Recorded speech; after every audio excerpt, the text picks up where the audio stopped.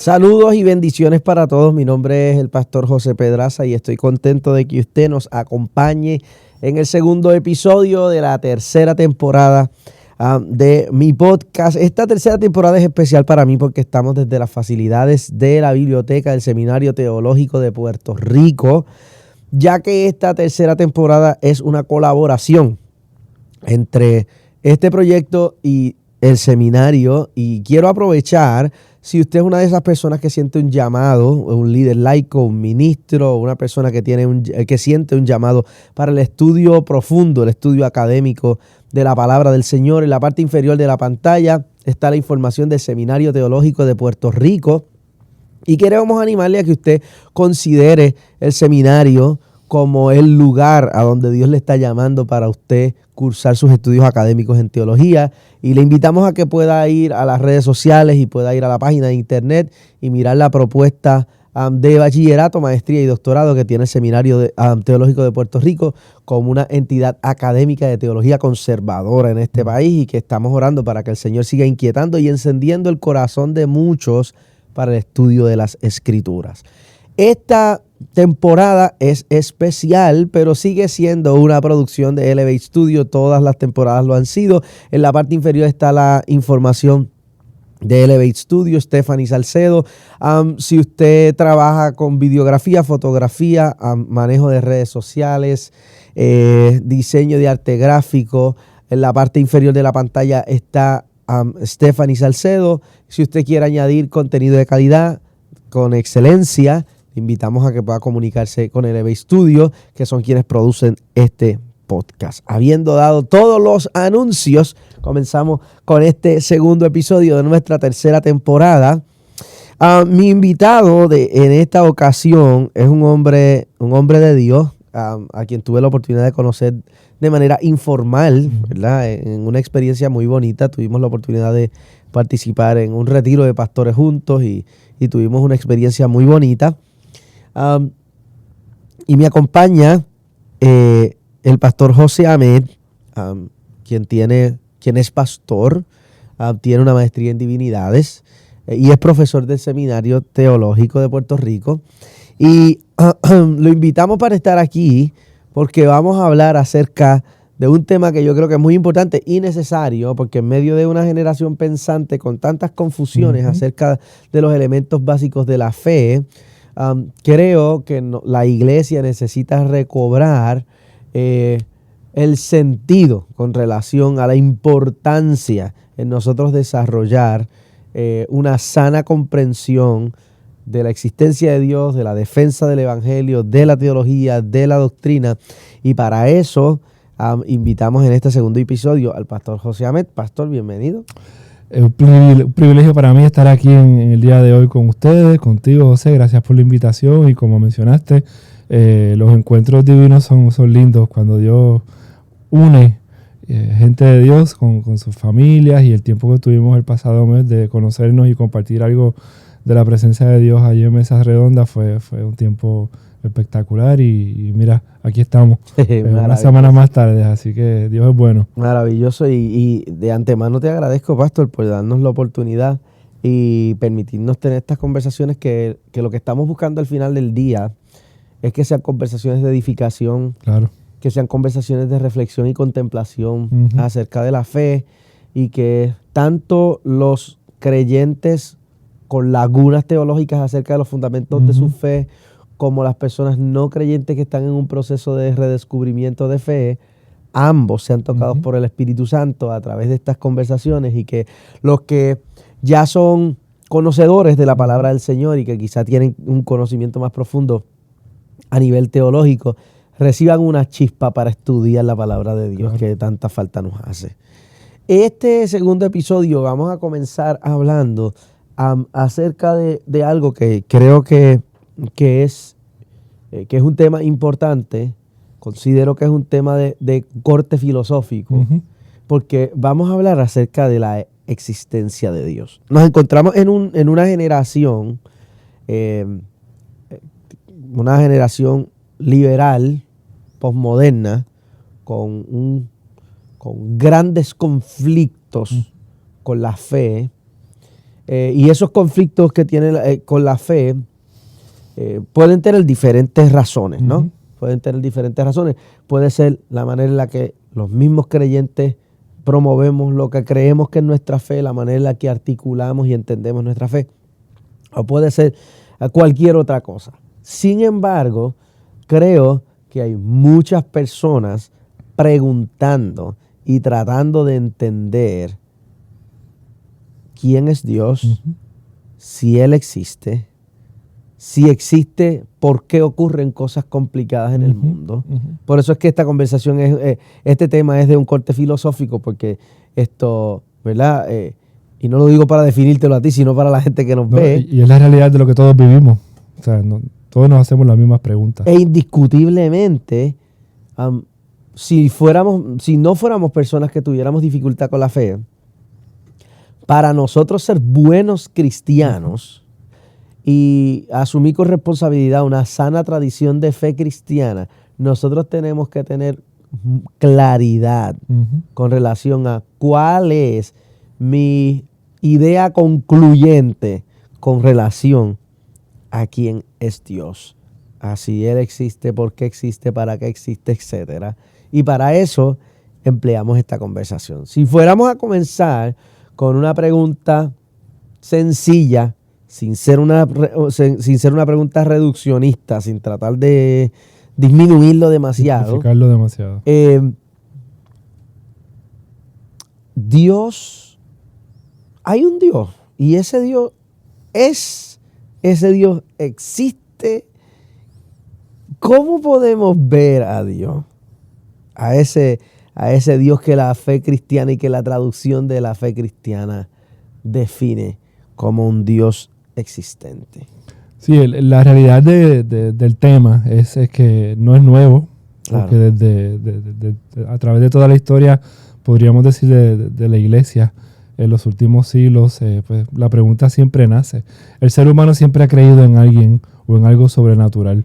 No solamente lo vemos a través del relato bíblico, en el caso de nosotros como creyentes, cristianos, lo encontramos desde el Génesis, pero la historia de la humanidad se muestra que donde quiera que encuentre una civilización, por más remota que esté escondida en el mundo, siempre hay un sistema de fe, hay algo a lo que se adora, hay algo en lo que se cree que está por encima de nosotros, que nos ayuda a saber casi de que el ser humano está diseñado de alguna manera para creer o para adorar algo o a alguien. Eclesiastés habla del pedacito de eternidad que Dios ha puesto en cada uno de nuestros corazones. Y si la evidencia entonces es que cada vez que se encuentra alguna de estas culturas en los diferentes lugares del mundo, ya tal vez hay menos o pocas que tienen un poco acceso de la civilización. Hace tal vez unos 2 meses leí un artículo en uno de los diarios o en el internet donde hay una cultura en abril, de hecho creo que pasó esta semana, que están viviendo escondidos y están atacando personas que están acercándose a ellos porque están cortando los árboles donde ellos viven. Cada vez que vemos noticias como esa, pues nos damos cuenta que el ser humano, por más simple que tenga su manera de vivir, se da cuenta de que hay algo por encima de él.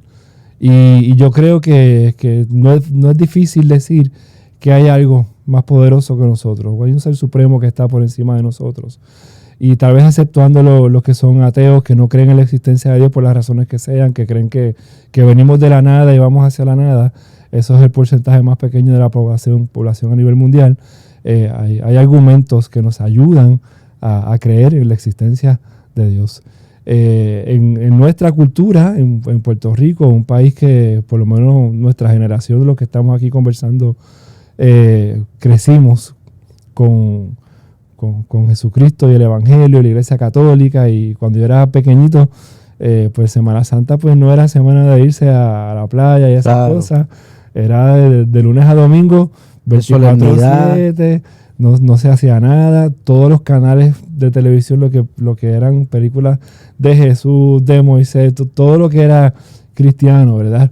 Ya eso ha cambiado mucho, ya eso se ha perdido, pero crecimos en una cultura a favor de creer en Dios y del sacrificio de Jesucristo. Así que en ciertos lugares podemos pensar que Puerto Rico puede ser un país evangelizado.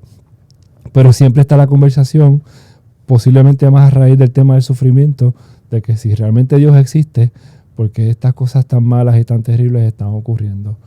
Existen argumentos a favor de la existencia de Dios, que los vamos a ver en algunos de ellos en unos minutos, que son importantes, que yo creo que para todo cristiano, todo creyente que está buscando establecer alguna conversación con personas que tienen dudas sobre su fe, o que están en un proceso de búsqueda, o quieren afirmar su fe en ese sentido, puedan saber que fuera de la Biblia hay conversaciones filosóficas, como menciona, que nos ayudan a buscar y a entender y a realizar que Dios sí existe.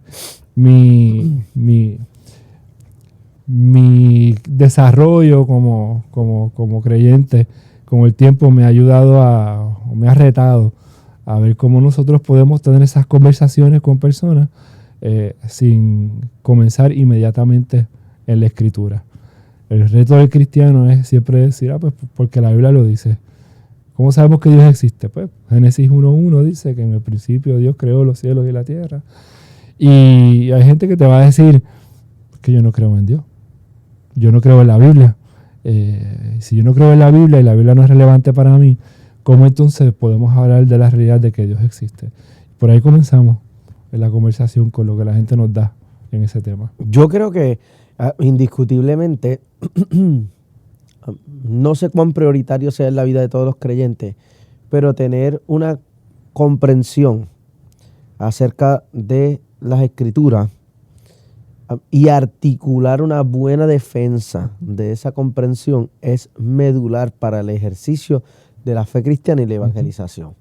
Y si nosotros no logramos desarrollar una comprensión que nos lleve a poder expresar, comunicar, debatir, conversar acerca de los argumentos de nuestra fe, en un mundo que está tan plagado de información y un mundo que está sobreestimulado a nivel de las comunicaciones, yo creo que la iglesia entonces tiende a verse como gente rezagada con relación a su fe, y creo que esta es una buena oportunidad de igual manera para crear un análisis reflexivo acerca de cuán proactivo estamos siendo en esa dirección. Ya esto es una apreciación mía. Yo considero que la iglesia necesita ser más ofensiva con relación a la defensa de las posturas básicas de su fe, porque considero que los creyentes de la fe cristiana son las personas que por causa de el desconocimiento y la desconexión con su libro sagrado tienen menos argumentos y más confusión con relación a qué es nuestra fe. Como consecuencia de yo no saber ¿verdad?, las cosas básicas de mi fe cristiana, no voy a poder explicarle a otro qué es mi fe cristiana. Y esa es la realidad de la cultura donde vivimos, ¿verdad? Cada vez más se siente, si uno busca algunas encuestas de Pew Research y otros lugares, pues uno se da cuenta que cuando yo estudiaba aquí en el seminario, algunos profesores decían hay un nivel de analfabetismo bíblico creciendo en las iglesias, porque esta cultura de consumerismo que hay en las iglesias, donde yo voy a la iglesia, el pastor predica el domingo y eso es lo que tengo para el día, escucho otros predicadores a través de la semana y voy a grupos pequeños y aprendo la discusión, pero no hay este interés necesario de crecimiento solo, de la argumentación, de cómo yo lucho con la palabra de Dios en algunos temas difíciles y trato con ellos, ¿verdad? Y hay una responsabilidad mayor para nosotros, como tú mencionas, si queremos adelantar nuestra fe y expandir el reino del Evangelio. Nuestra argumentación nace de nuestro conocimiento de Dios, que indudablemente está anclado en la Escritura. Es una de las maneras que Dios se ha revelado. El creyente que no lee la Biblia es el creyente que no va a saber hablar de Dios. Y es el creyente que cuando a la hora de la verdad vengan las preguntas, los argumentos, las situaciones difíciles de la vida, pues su fe va a estar un poquito más débil y va a poder flaquear tal vez de una manera más rápida y dudar también en ese sentido. La duda no es mala, la duda no es incorrecta. La conversación nuestra siempre tiene que estar enfocada a la manera de cómo nosotros presentamos a Dios. Por otro lado, hay gente que el punto de partida, hay personas que su punto de partida no va a ser la Escritura. Y lo más lo más difícil puede ser cómo yo establezco ese puente con esa persona para al final del camino poder llegar a la palabra de Dios, pero no partiendo de la palabra de Dios. Y ahí es que yo creo que llegan estos argumentos sobre la existencia de Dios que son buenas conversaciones de la manera en que Dios se ha revelado a través de la creación, a través del diseño que podemos ver dentro de la creación, a través de la realidad de la moralidad del ser humano, de poder diferenciar lo bueno y lo malo. Todas esas cosas nos ayudan a conversar con otras personas sobre Dios y de esa manera, si sacamos a Dios de la ecuación, entonces ¿cómo nosotros podemos explicar estos resultados de lo que estamos viviendo? Digamos ahora que hice este ejercicio con alguien más, digamos ahora que ya no tienes una maestría en divinidades, ya no eres el pastor de la iglesia, y ahora eres un abogado que tiene a su cargo la defensa de la existencia de Dios. Hay tanta gente con estas preguntas. Y la pregunta inicial de muchas de las personas es: pruébame que Dios existe. Y si tuvieras que comenzar a construir esta conversación en base a la argumentación a favor de la existencia de Dios, ¿cómo comenzaríamos esta conversación? Sí, tal vez que con el tema de pruébame. Yo recuerdo cuando yo empecé a estudiar en el colegio de Mayagüez hace unos añitos atrás, existía el cuento de este profesor que cada semestre con su clase de humanidades llegaba al salón de clase y apagaba la luz del salón y decía: si Dios existe, que se prenda la luz. Y obviamente pues parte de una premisa que va a fracasar inmediatamente, y el que ve eso dice: yo no sé cómo debatir eso. Creo que fue Pascal el que dijo que Dios ha dado suficiente evidencia para aquellos que tienen un corazón abierto y dispuesto puedan conocerle, en nuestro caso de una manera personal, pero también la evidencia es no la suficiente para aquellos que tienen un corazón que no quieren creer, que están buscando, como decimos en Puerto Rico, las 5 patas al gato. Nunca crean. O sea, siempre va a haber un elemento de fe, de riesgo, de confianza en decir ya esto es suficiente. Y en las conversaciones con personas, pues uno siempre tiene que ver el asunto de dónde está esta persona, si realmente quiere creer, está en una búsqueda genuina, o lo que está buscando es argumentar, entonces llega el momento en que uno se retira. Pero de primera instancia, ¿verdad? Hay 3 maneras en que nosotros por lo menos hoy puedo presentar de cómo nosotros podemos argumentar a favor de la existencia de Dios. Los argumentos filosóficos, los nombres grandes, es el argumento cosmológico, el argumento teleológico y el argumento moral a favor de la existencia de Dios. El argumento cosmológico parte de la premisa de que todo lo que ha sido creado tuvo un inicio, tuvo un comienzo. Y si algo fue creado y tuvo un comienzo, pues necesita un creador para eso. Y nos ayuda a argumentar a favor de la existencia de Dios por el simple hecho de que la ciencia ya ha demostrado que nuestro universo tuvo un comienzo. En siglos pasados, en décadas anteriores, pues existía el pensamiento de que el universo ha existido por siempre, siempre ha estado ahí. Ya eso, la ciencia ha probado que no es así. El universo tuvo un comienzo. La manera más fácil de hablar sobre eso es mencionar el Big Bang Theory, ¿verdad? La gente cree que en este comienzo inicial, que que se derrota a sí mismo diciendo que de la nada comenzó algo y hubo esta explosión cósmica que a través del proceso de la evolución llegó hasta donde nosotros estamos hoy en día. Pues si algo, una persona que cree en el comienzo del mundo de esa manera y el creyente tienen un punto en común, es que el universo tuvo un comienzo. La diferencia está en qué pasó unos milisegundos antes, ¿verdad? Si Dios lo crea o si sale de la nada. Hay un libro que escribe, creo que el autor se llama Frank Turek, que dice que yo no tengo suficiente fe para ser un ateo, es la traducción en español, donde uno de los argumentos es pedir o creer que de la nada puede salir algo. ¿Cómo tú puedes explicar eso? Y para eso hace falta un elemento grande de fe. El argumento cosmológico apunta a que si el mundo en que nosotros vemos o vivimos se comporta de una manera ordenada, tiene que haber algo fuera de sí que tenga una mano creativa detrás de él. Y esa es una manera simple de comenzar esa argumentación sobre el tema de la creación. Cuando nos metemos más adentro en el argumento cosmológico, pues hablan de ejemplos, ¿verdad? Pues las constantes de la existencia del mundo, ¿verdad? El asunto de la gravedad, ¿de dónde sale la gravedad? Los científicos hablan de la inclinación del planeta Tierra.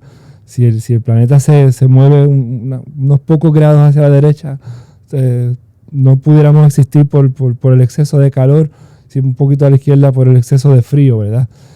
Todas estas constantes que sostienen el mundo donde está, nos ayudan a entender que por necesidad misma no pudieron aparecer en el proceso, porque ¿de dónde sale la necesidad? El mundo no es inteligente, el universo no piensa de esa manera. Y otra vez nos ayudan a ver desde afuera que para que esto fuese posible, tiene que haber un Dios creador que es poderoso, que puede crear de esta manera. Y ese es el argumento cosmológico en ese aspecto. Otro argumento, que es el teleológico, tiene que ver con el argumento del diseño. Y es ver cómo el mundo está sostenido, o cómo el mundo se mueve, si nosotros podemos ver evidencias del afinamiento de nuestra vida, pues entonces quiere decir que si vemos evidencias de un diseño, pues tiene que haber un diseñador. Y así existe en donde quiera que nosotros vamos. Los ejemplos más simples que uno puede leer en algunos libros de los temas, ¿verdad? Si tú ves unas huellas caminando en la playa, pues tú vas a pensar que por aquí pasó una persona. No vas a pensar que cuando vino el agua del mar y se fue, pues dejaron las huellas marcadas ahí. No, por ahí pasó algo. Lo mismo pasa con el diseño. Nosotros miramos nuestro cuerpo y sabemos que existe con un propósito, ya funcionalidad en el diseño del cuerpo del ser humano. Cuando algo no está funcionando de acuerdo a su diseño, ¿qué pasa? Pues nos duele. Hay una enfermedad, hay unos avisos del cuerpo que te está diciendo algo está mal aquí. Uh-huh. Y si podemos claramente identificar el diseño en nuestro cuerpo, en nuestro mundo, en el afinamiento de las cosas de nuestra existencia, pues podemos decir que debe existir un diseñador. Cuando yo miro estos dos argumentos inicialmente, y de nuevo la conversación puede crecer bien amplia en términos de los ejemplos y esas cosas, uno siempre trata de buscar dónde en la escritura yo puedo ver evidencia de estos argumentos filosóficos. Y para mí hay dos versos bíblicos que se han convertido tal vez lemas de vida en un sentido. Hay unos Romanos capítulo 1 que yo creo que es uno de los versículos más importantes del Nuevo Testamento y tal vez menos apreciado por la gente. Porque este primer capítulo de Romanos, la gente se enfoca en la lista de los vicios que hay al final, de estos no entrarán, y estos no entrarán, y estos no entrarán. Y para mí no es la parte más importante. Romanos 1, 18 al 20 dice: lo que se puede conocer acerca de Dios es evidente para ellos, pues Él mismo se lo ha revelado. Y si tú te detienes ahí, ¿cómo se lo ha revelado Dios? Es la pregunta. Porque desde la creación del mundo, las cualidades invisibles de Dios, es decir, su eterno poder y su naturaleza divina, se perciben claramente a través de lo que Él creó, de modo que nadie tiene excusa. Entonces, si tú me dices a mí, ¿cómo yo puedo probar la existencia de Dios? Mi respuesta es, mira la creación. ¿Cómo tú explicas el mundo hermoso en el cual nosotros podemos vivir a diferencia de los demás planetas, lugares en el resto del universo, donde por más que se ha intentado, todavía aún no se ha encontrado un lugar donde nosotros podamos transportarnos y tener una vida como la que tenemos aquí, allá? Dios se ha revelado a través de la creación. Y hoy nosotros tenemos el privilegio y la dicha de vivir en un tiempo donde podemos conocer esa creación. Uno de mis pasatiempos es ver documentales de la naturaleza. Por eso mismo. Cada vez que sale una temporada nueva de nuestro planeta y Netflix tira otro documental de la creación del mundo, en mi vida crece el asombro del detalle de la vida con el cual nosotros podemos estudiar y conocer y todavía pensar que personas piensan que esto ha sido un accidente, que esto es un proceso de devolución que no está dirigido por nada ni por nadie. Pues a mí me asombra y tal vez eso me da a entender por qué ese versículo de Romanos 1:20 dice, de modo que nadie tiene excusa. Es maravilloso porque hay que partir de la premisa, utilizando como bien forzado tu argumento, que Dios es el dueño de la revelación. Uh-huh. Y es maravilloso que Dios ha decidido revelarse al hombre. Uh-huh. Y que la manera en la que Dios ha decidido revelarse al hombre es tan presente que lo vemos de manera inicial en la propia creación. Uh-huh. Hablo acerca de esto porque ayer predicando decía eso. Dios es el dueño de la revelación. Uh-huh. Y pudo haberse reservado esa revelación. Y pudo haber no compartido la revelación de Él. Y dejarnos en un punto neutro, enigmático, uh-huh, donde nosotros no tuviéramos idea y simplemente estuviéramos suponiendo. Pero nosotros los que profesamos la fe cristiana tenemos una certeza contundente, una fe afirmada, que el dueño de la revelación decidió por su sabiduría, por su plenipotencia, por su soberanía, mostrarse, dejarse ver, revelarse al hombre a través de la creación. Y que si nosotros estamos aquí, estamos disfrutando de un Dios que está dejándose ver. Y no solamente creo que es que se deja ver o se ha revelado, es que quiere que tú lo conozcas. Sí. Quiere que tú lo conozcas. Él anhela que tú lo veas en estos lugares donde nosotros a veces tomamos por sentado donde Él está. Entonces, pues, aquí en Puerto Rico vivimos en un lugar privilegiado donde podemos ir a cualquier playa de nuestra isla en pocos minutos. Y podemos disfrutar de la belleza de vivir en el Caribe. Y a la misma vez nos podemos ir a otros lugares del mundo y disfrutar de la belleza de los paisajes de las montañas, de los valles. Y de momento, tanta hermosura habla de quién es Él. Tanto detalle. Habla de su inteligencia, de su capacidad, de la diversidad de la creación de Dios. De las cosas más pequeñas que solamente lo puedes ver a través del asunto de la microbiología hasta los animales más espectaculares del mundo. Hay algo ahí de esa revelación que nos habla. El Salmo 19, los cielos cuentan la gloria de Dios y el firmamento despliega la destreza de sus manos. Día tras día no cesan de hablar, noche tras noche lo dan a conocer. Hablan sin sonidos, sin palabras. Su voz jamás se oye. Sin embargo, su mensaje se ha difundido por toda la tierra y sus palabras por todo el mundo. Dios dejándose ver para todo el mundo, en todo lugar, en todo lugar. De modo que nadie tiene excusa. Al final del camino, tú puedes decir, pero es que no me diste suficiente evidencia. ¿Qué más que el mundo en el que tú vives? ¿Qué más que el universo en el cual nosotros somos parte? Dios Dios se ha dado a conocer, punto.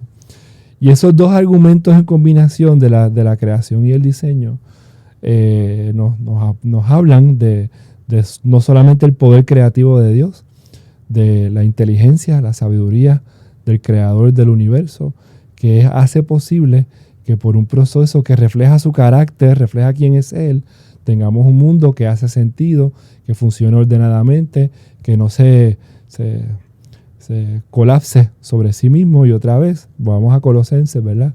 En Cristo, todas las cosas que han sido creadas se sostienen por Él. Dios está presente en esa revelación y creo que es importante para nosotros poder hablar sobre eso con otras personas y decirles, la evidencia está aquí.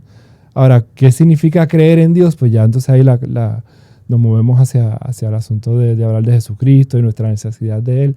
Y ahí es que entra el resto del capítulo 1, que dice, nadie tiene excusa, porque si cuando no conocemos o no hemos conocido el nombre de Jesús, entonces vamos a ser juzgados por nuestra propia ley escrita en nuestros corazones, que entonces ahí es que todos inevitablemente vamos a ser encontrados culpables, porque todos vamos a fallar, aunque nosotros pongamos las reglas, nosotros vamos a fallar nuestras propias reglas. Este Dios, y voy a añadirle unos calificativos que yo creo que son importantes. Uh-huh. Este Dios de la Biblia, este Dios de la fe cristiana, porque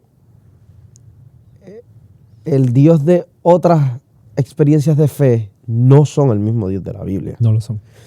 El Dios de otras religiones no son el Dios de la Biblia. Y parece algo trivial, pero no es trivial, uh-huh. Es algo bien importante. Y inclusive ministros y pastores en momentos de presión no han sabido responder uh-huh. de manera categórica y contundente hacia esta realidad. El Dios de la Biblia es el único Dios verdadero y estos argumentos sobre su existencia están hablando de ese, uh-huh. del Dios de la Biblia, no del Dios de otras religiones, no del Dios del panteísmo, no del Dios del budismo, está hablando del Dios de la Biblia. Y la razón por la que presentó esa idea es para generar esta pregunta. Ese Dios que se evidencia, que se muestra, que se revela a través de la creación, que es el Dios al que servimos nosotros. ¿Cuán importante es que el creyente comprenda argumentos básicos acerca de la existencia de Dios? Parece que no tiene sentido mi pregunta, pero yo me he encontrado en situaciones conversacionales con personas que dicen profesar la fe cristiana, que pueden citar la Escritura y hablar desde su experiencia mística dentro de la tradición de la iglesia,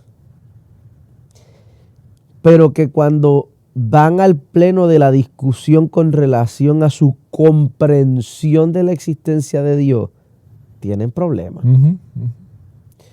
Tienen problemas porque no lo saben entender, uh-huh. Tienen problemas porque no lo saben explicar.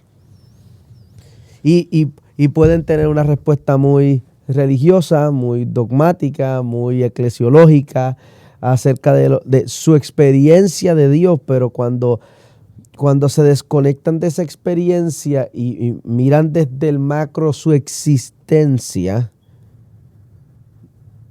tienen muchas dificultades. Es realmente necesario tener una comprensión clara, básica, no necesariamente tiene que ser académica, pero básica acerca de la existencia de Dios para poder profesar sanamente la fe cristiana. Sí, definitivamente. De nuevo, en la medida que tú conoces a Dios a través de su revelación, hablamos de la Escritura y hablamos de la creación y hablamos de Jesucristo, pues en la medida que más tú lo conoces a Él, más vas a poder esbozar una respuesta coherente a las preguntas de la existencia de Dios. Vivimos en una sociedad pluralista en nuestro lado del mundo, donde el pensamiento común de la sociedad o de la cultura es que todos los caminos conducen a Dios, no importa el camino que tú tomes. Y nosotros, como cristianos, decimos que eso va en contra del Dios que se ha revelado en la Escritura, porque el mismo Jesús dijo: yo soy el camino, yo soy la verdad y yo soy la vida. Y si eso es así, entonces, ¿qué es lo que diferencia la conversación con las otras cosmovisiones no bíblicas acerca del tema de la existencia de Dios? Hay unas cosmovisiones que son claramente diferentes a las nuestras, lo que puede ser el budismo, el hinduismo. Hay otras que se parecen un poquito más en el asunto del monoteísmo, que son el islam y el judaísmo, que creen en un solo Dios, pero ese Dios que creen ellos pues es muy distinto al Dios en que nosotros confesamos, ¿verdad? Y tal vez la diferencia simplemente se lleva en el punto en el que en el islam pues Dios crea, pero Dios no interviene. Es una visión más punitiva de Dios. Y en la versión judía pues es el Dios que sí crea, que sí interviene, pero no es Cristo encarnado como el Dios que ha estado presente y nuestro Redentor y nuestro Salvador.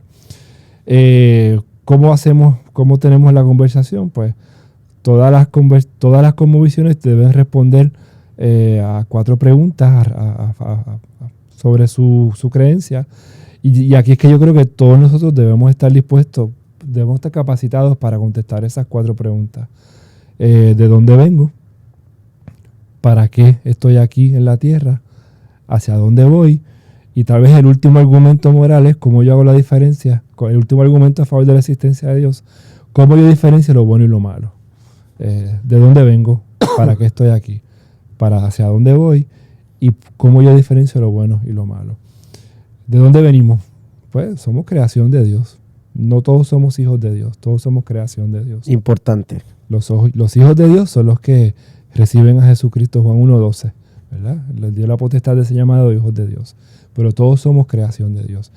Y hoy en día, con las guerras culturales, eso es importante, porque cuando nosotros hablamos con personas que viven distinto a nosotros, que tienen otras luchas internas en términos a la manera en que ellos se expresan o su identidad y todas esas cosas, nosotros como creyentes siempre tenemos que recordar, son creación de Dios. Uh-huh. Y nosotros no tenemos ni el permiso ni la autoridad para hablar de ellos, ni insultarlos, ni manchar la dignidad de ellos como seres humanos.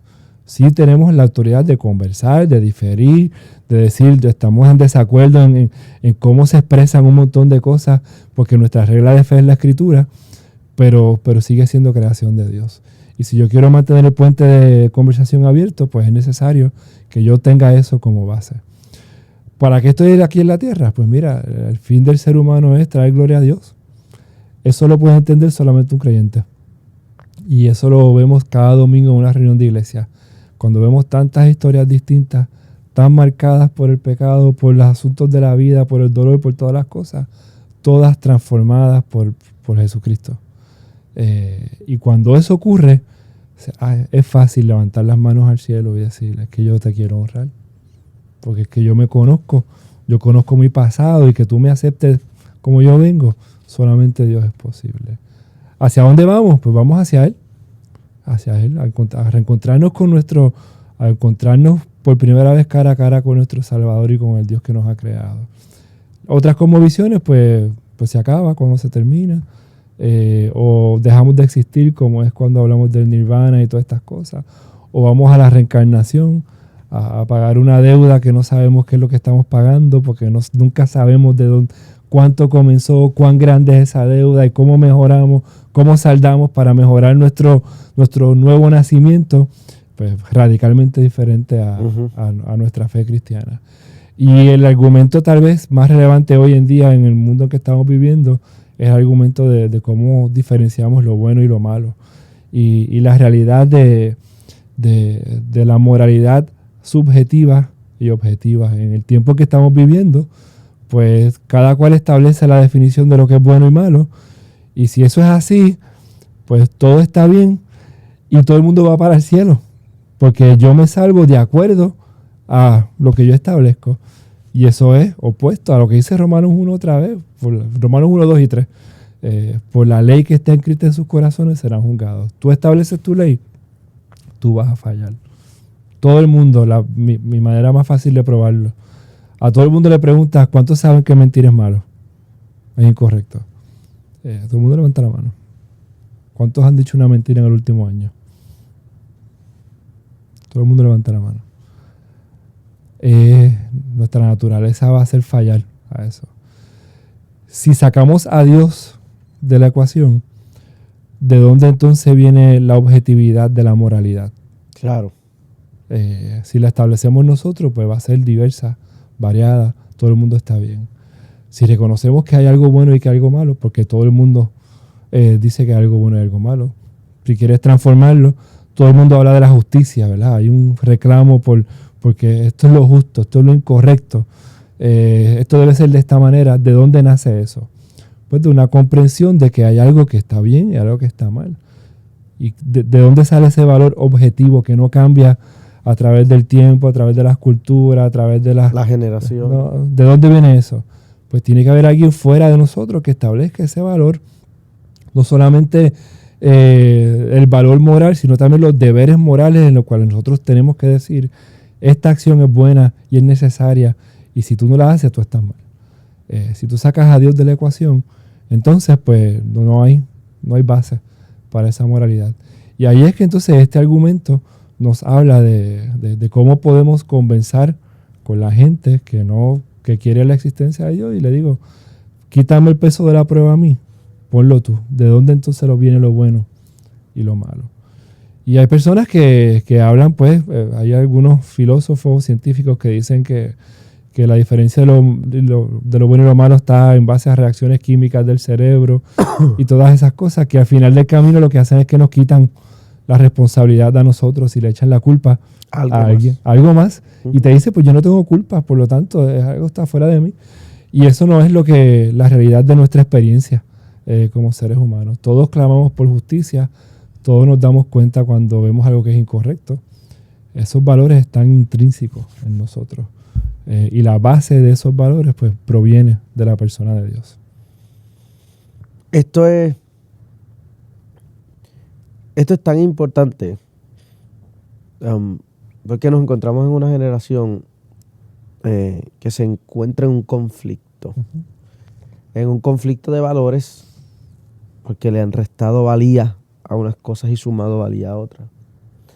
Y nos encontramos también en un dilema, y compartía con uno de los profesores, con uno de los pastores, que el dilema real que la iglesia tiene no es un dilema terminológico, ni es un dilema semántico. La iglesia se encuentra en un dilema teológico.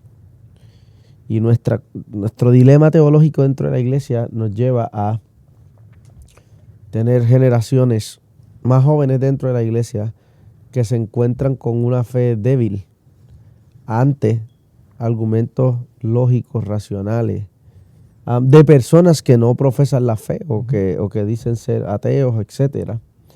Y la iglesia tiene un reto de conocer a Dios por medio de la comprensión de las Escrituras.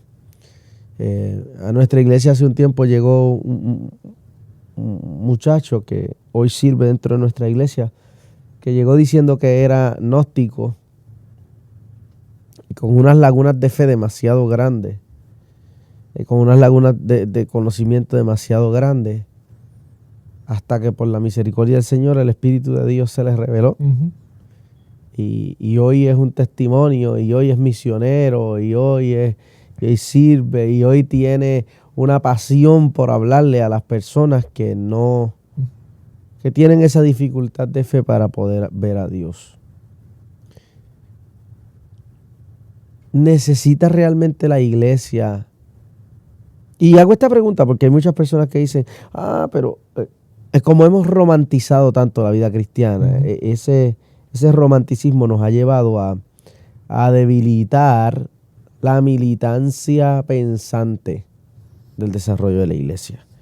Y cuando he tenido diferentes foros, porque yo soy A mí me gusta esa dinámica. Ujú. No voy a decir que soy conflictivo, voy a decir que me gusta, Me gusta preguntar. me gusta crecer. He tenido la argumentación de creyentes románticos que me dicen, no, pero la palabra de Dios no es para eso. Dios es amor. Ujú. La palabra no es para argumentar ni para debatir. ¿Cuán real es eso? Bueno, Pablo dice en Filipenses capítulo 1 que él ha sido llamado para predicar el evangelio y está luchando por la fe, es la frase en un momento. Primera de Pedro 3:15 sí se habla, ¿verdad? De estar listos para prestar defensa de nuestra esperanza con mansedumbre, ¿verdad? De modo que aquellos que los critican y hablan mal de ustedes básicamente les den un tapaboca porque sus vidas reflejan lo que están hablando.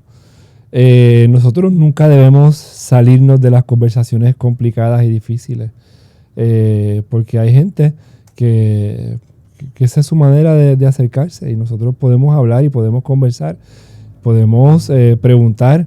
Yo creo que tenemos que asegurarnos de hacerlo de la manera tal que nuestra meta no sea ganar argumentos, sea ganar a las personas. Es importante la militancia por la fe cristiana, pero yo no creo que eso debe ser lo que nos define. Sí. Al final del camino, mucho más que las marchas que podamos hacer, que tal vez ese es el símbolo de una militancia hoy en día, ¿verdad? Mucho más que las marchas que podamos realizar, lo que distingue al discípulo del Señor es el amor, cómo nosotros amamos y cómo nosotros somos pacientes con aquellas personas que están lejos, pero que están buscando, y esperamos que el Espíritu Santo de Dios haga el trabajo, haga su ministerio en esas personas, y nosotros estemos ahí acompañándolos en el camino de la búsqueda, de la duda, de las conversaciones largas y difíciles, de las comidas. En nuestra iglesia yo hablo de las 13, el café, la comida y la conversación. Esa es la estrategia más efectiva de evangelismo en nuestra cultura hoy. No necesariamente son los cultos al aire libre, no son las bocinas en las esquinas, ni siquiera necesariamente es invitarlos a que vengan a la iglesia inicialmente. La gente requiere tiempo y espacio. Y si tú no estás dispuesto a invertir tu vida con ellos, pues entonces van a estar de lejos. Claro. Vas a estar de lejos. Entonces nosotros tenemos que tal vez desaprender algunas cosas y reaprender otra manera de cómo nosotros tenemos estas conversaciones de Dios. Mucho más que llegar como ocurría hace muchos años atrás. Toma este tratado, léete esto, o aquí están las 4 leyes espirituales, Dios tiene un plan maravilloso para tu vida y todas estas cosas que hacíamos en el pasado. Yo quiero escuchar tu historia. Yo quiero saber qué está pasando. Y yo quiero buscar en tu historia una manera en que tú puedas ver a Dios actuando en tu historia, porque Dios siempre nos está buscando, siempre. Y lo difícil hoy en día es lograr que las personas puedan ver a Dios buscándolos y no juzgándolos. Y tristemente a veces eso es lo que podemos ver, que todo es el Dios que te envía, que te aleja y todas las cosas, y no el Dios que siempre nos está buscando. Maravilloso. Eso es lo que Él hace. Y eso es lo que hacen estos argumentos. Mostrarle a la gente, Dios está aquí. Dios se está revelando a través de la creación. Dios se reveló a través del diseño, de cómo hechos están las cosas.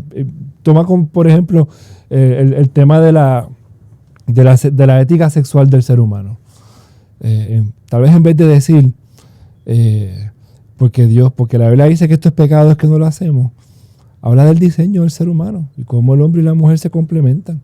Eso no es un accidente. Y si hablamos de esa manera, pues entonces podemos abrir los ojos a algunas personas que de momento dicen, hay razón, el hombre y la mujer no se procrean, entonces es el final de la civilización y todas estas cosas. Y la gente va a decir, es que la ciencia permite que sí, pero eso no es el diseño. No es de esa manera. Y si lo haces de esta manera, estás devaluando el rol del padre o de la madre dentro de la formación, claro, no solamente espiritual, pero la formación física, emocional de una persona que crece por diseño sin una figura varonil o femenina en su vida. Estamos alterando el diseño de cómo Dios creó el mundo. Y de momento vemos nuestros problemas sociales y podemos decir, esto está pasando porque esto está históricamente funcionando en contra del diseño de Dios. Y no es una conversación ni machista ni nada de esas cosas.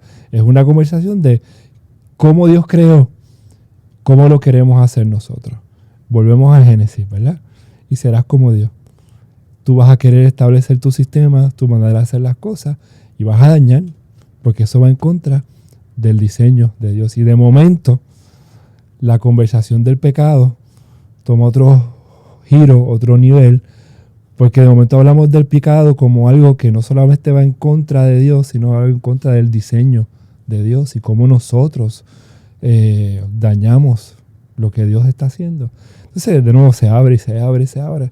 Pero eso se da dentro del contexto de las conversaciones con las personas. Para eso hay que leer la Biblia, hay que saber manejarla. Para eso hay que leer fuera de la Escritura. Y hay gente que se dedica, que han dedicado sus vidas ministeriales a esto, a preparar escritos, libros, a capacitar gente para que puedan argumentar de una manera bonita, que haga sentido.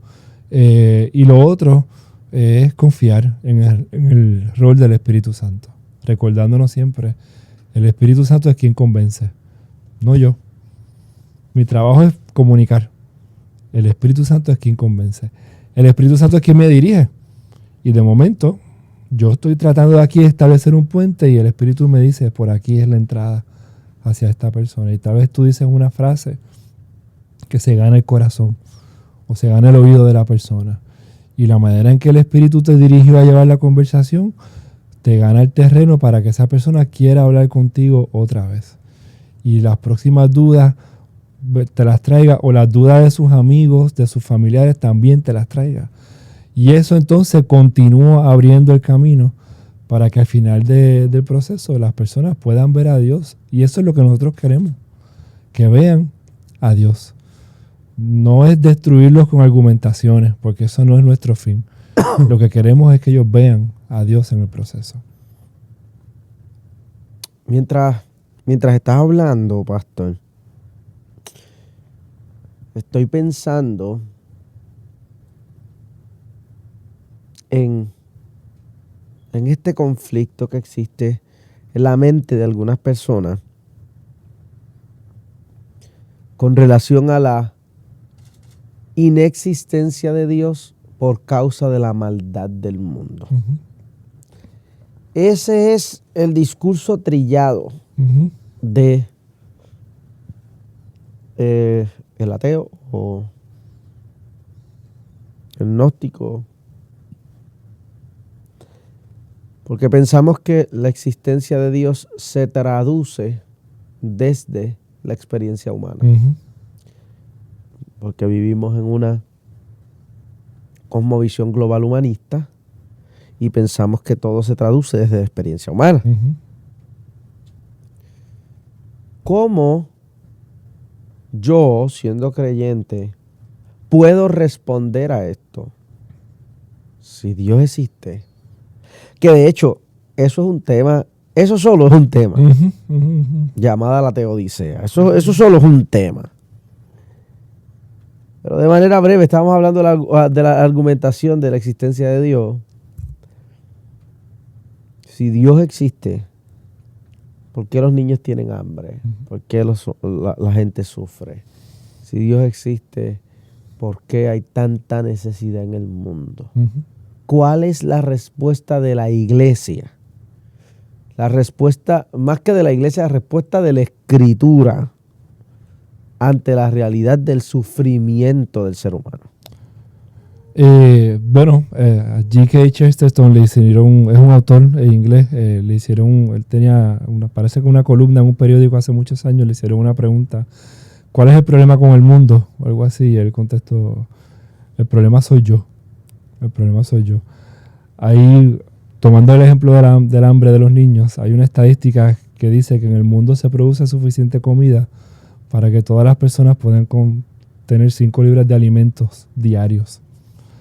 No es un asunto de demanda, es un asunto de distribución. o de oferta, es un asunto de distribución. ¿Cuál es la respuesta al asunto del sufrimiento? Obviamente, esta es la pregunta más difícil por la que todo el mundo atraviesa, no importa la situación. Enfermedad terminal, diagnóstico, la separación de un ser amado, la pérdida de trabajo, todas las cosas que ocurren con el dolor, ¿verdad? Que es ajeno a nosotros.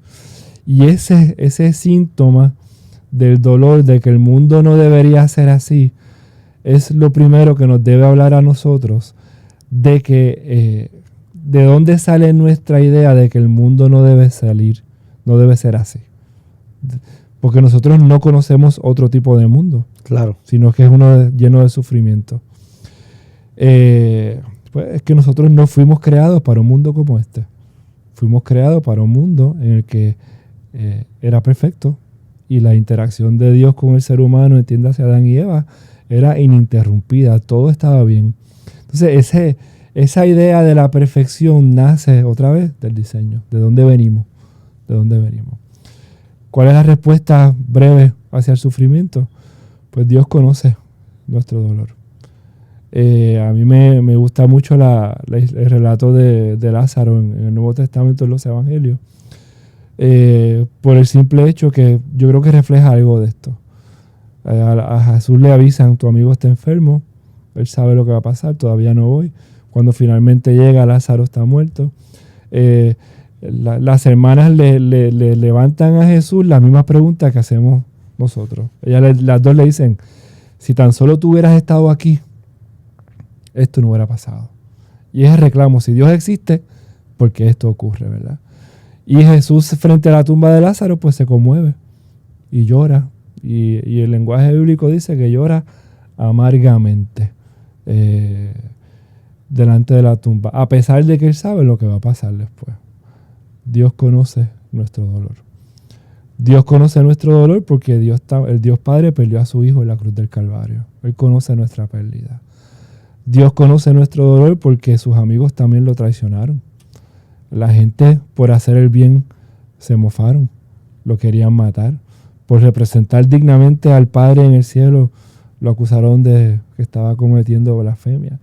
Dios conoce el sufrimiento. Dios ha intervenido en nuestro mundo para que nosotros podamos entender que no solamente Él viene a limpiar nuestros pecados, a conocer, a identificarse con nosotros. Y nosotros poder identificarnos con Él. No solamente que Dios lo experimenta, no es que Dios lo vive en carne propia a través del sacrificio de Jesucristo, pero entonces es que Dios también lo vence. Y es que Dios vence la muerte. Cuando Jesucristo se levanta entre los muertos, pues Él vence a nuestro enemigo. Y no solamente es que nos abre el camino, es que nos da la esperanza gloriosa de saber que al final de la historia, pues no habrá más sufrimiento, no habrá más dolor, no habrá más llanto, todos seremos sanos porque no habrá más enfermedad y Él enjugará nuestras lágrimas. Y esa es la esperanza nuestra. ¿Por qué existe el sufrimiento? No es porque Dios lo crea, porque Dios es bueno, pero la intervención del pecado en el mundo hace otra vez, volviendo a los argumentos, que nosotros hagamos cosas en contra de su diseño. Y eso lo que hace es manchar, dañar, matar, producir dolor. Pero Dios no se quedó ajeno a eso. Y esta es la diferencia entre el cristianismo y todas las demás cosmovisiones. Es que Dios interviene, no solamente de afuera, haciendo un milagro de sanidad, es que Él se mete en nuestro mundo. Vive entre nosotros, como nosotros, sufre como nosotros, es azotado como nosotros por las realidades de la vida, muere, pero resucita, proveyéndonos a nosotros la esperanza del mundo mejor que todos anhelamos, que todavía no conocemos, pero sabemos que hacia eso vamos. Entonces, la pregunta del sufrimiento es buena porque todo el mundo la enfrenta. Aquí no hay nadie que se exime de eso. Y así como Dios lo hace por nosotros, nosotros en ocasiones tenemos la oportunidad de ser utilizados por Dios para ayudar a otras personas a ver. Estoy buscando un verso bíblico, otra vez de esos versos no apreciados posiblemente en algunas por nosotros los creyentes. Dice 2 Corintios capítulo 1. Toda alabanza sea para Dios, el Padre de nuestro Señor Jesucristo. Dios es nuestro Padre misericordioso y la fuente de todo consuelo. Él nos consuela en todas nuestras dificultades para que nosotros podamos consolar a otros. Cuando otros pasen por dificultades, podremos ofrecerles el mismo consuelo que Dios nos ha dado a nosotros. De momento, la pregunta del sufrimiento y del dolor, la misma escritura la transforma, y es que Dios a veces permite que atravesemos estos valles de sombras de muerte para que otros puedan ver a Cristo en ti. Y tú puedas darle a ellos el consuelo que solamente puedes dar porque tú conoces lo que ellos están sufriendo. Lo mismo que hizo Jesús con nosotros. Entonces, de momento hay redención en eso. De hecho, si algo hace las Escrituras acerca de Cristo es mostrar a Jesucristo como la inmanente encarnación de ese Dios, como un siervo sufriente. Y eso le da esperanza a la fe cristiana. Y siervo sufriente no porque pasó. Desde Isaías, varón de dolores será conocido. Estaba anunciado que esto iba a ser parte de su vida y su ministerio. ¿Y por qué sufrimos? Bueno, Jesucristo sufrirá. Y Él lo dijo, ¿verdad? En el mundo tendrán aflicciones, pero yo he vencido al mundo. Otra vez, es mala teología. Sí. Es mala teología pensar que nosotros, porque estamos en Cristo, no vamos a sufrir. Es un incorrecto conocimiento de Dios y cómo Él se ha revelado. Si pensamos que eso es lo que debe pasar. Listo para cerrar nuestra conversación. Siempre que tengo a un profesor de ese lado, le invito a manera de resumen, poder establecer, no sé si decir a través de un pequeño sermón, pero tomar unos minutos para decir, en este caso, esta es la defensa del Evangelio. Si no tuviera una hora en esta conversación y tuviera que resumirlo en unos minutos, para mí, esta es la razón por la que ese Dios al que yo le sirvo existe. Esa cámara le corresponde para que usted pueda dirigirse a ella, y por los próximos minutos me gustaría que usted diga, esto es la razón de la existencia de Dios. Pues simplemente si me estás escuchando te diría que Dios existe. ¿Cómo yo lo sé? Porque yo lo he visto a través de cómo el mundo ha existido, cómo Él ha creado el universo del cual nosotros somos parte. Dios existe no solamente porque lo hemos visto en su creación, lo hemos visto a través del detalle fino del funcionamiento de cada ser creado, cada árbol, cada animal, cada ser humano. La complejidad de cada uno de nosotros es tal cual que la única explicación que yo puedo darle a esto es que hay un Dios inteligente que ha diseñado el mundo de tal manera para que nosotros podamos existir dentro de Él, para que nosotros podamos conocerlo a Él. Y Dios existe porque me ha dado la capacidad a mí, nos ha dado la capacidad a todos nosotros de ver lo bueno y lo malo. Y cuando veo la diferencia entre lo bueno y lo malo, yo sé que el mundo no debe estar funcionando así, que hay un clamor de justicia, hay una realidad de que el mundo debería ser mejor. Y si yo creo que el mundo debería ser mejor, ¿cómo yo entonces puedo lograr que ese mundo sea mejor? Pues la realidad es que yo no puedo hacerlo. Pero hubo uno que vino a este mundo para proveer esa justicia por nosotros, y se llama Jesucristo. Él encarnó, Él es el Dios encarnado que vino aquí a la tierra para que cada uno de nosotros pudiéramos tener la esperanza que todos queremos y necesitamos. Y vino aquí, como mencioné hace unos minutos, y vivió, comió, durmió, se cansó, pero también sufrió. Y murió una muerte terrible, la peor de todas las muertes en la historia de la humanidad, la crucifixión. ¿Para qué? Para que nuestro mundo fuese un mundo mejor. Para que nosotros pudiéramos tener oportunidad de llegar hasta el Padre, de tener acceso libre a Él para que nosotros pudiéramos ser limpios de nuestras ofensas y de nuestros pecados. Porque yo sé que existe Dios, porque lo he visto en la creación, porque lo he visto en Jesucristo y porque lo he visto en la palabra de Dios, en la revelación de la Escritura, que cada vez que la leo me doy cuenta que la Biblia es un milagro. 1500 años en proceso de escritura con un solo mensaje. Jesucristo es el Señor de todos nosotros. Date la oportunidad de acercarte a Él. No tengas miedo a las preguntas, no le tengas miedo a tus dudas. Como a mí me gusta decir, Dios aguanta todo lo que tú le traigas. Él aguanta todas tus preguntas. Y cuando venimos con un corazón sencillo y humilde, Él no nos rechaza, Él nos contesta a nuestro tiempo, ¿verdad? A su tiempo, y busca la manera de revelarse a cada uno de nosotros para que podamos al final del camino mirar a Cristo y decidir, que es el último paso en el proceso. Decidir si crees o no en Jesús como tu Señor, Salvador, Redentor y el nuevo dueño de tu vida. Solamente en Cristo tenemos esa esperanza, solamente en Él. Mi anhelo es que si no conoces al Señor personalmente, puedas hacerlo.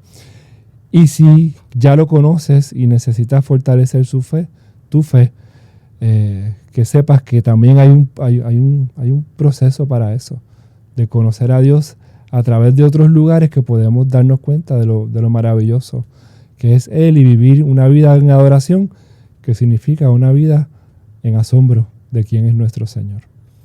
Pastor, gracias por el tiempo. Me he disfrutado esta conversación inmensamente y hemos orado al Señor para que todas las personas que están del otro lado puedan ser edificadas por medio de esta conversación. Amén. A usted, gracias por haber estado conectado con nosotros. Estamos desde las facilidades de la Biblioteca del Seminario Teológico de Puerto Rico. Si usted es un líder laico, un pastor, un creyente con hambre por la palabra del Señor, el Seminario Teológico de Puerto Rico es el lugar a donde Dios le está llamando para estudiar la palabra del Señor. Hay propuestas de educación teológica a nivel de bachillerato, maestría y doctorado, y queremos que usted pueda accesar a la información. Por eso en la parte inferior de la pantalla hay información con relación a esto. Esto es una producción de Elevate Studios. Mi nombre es José Pedraza. Nos vemos el próximo lunes a las 6.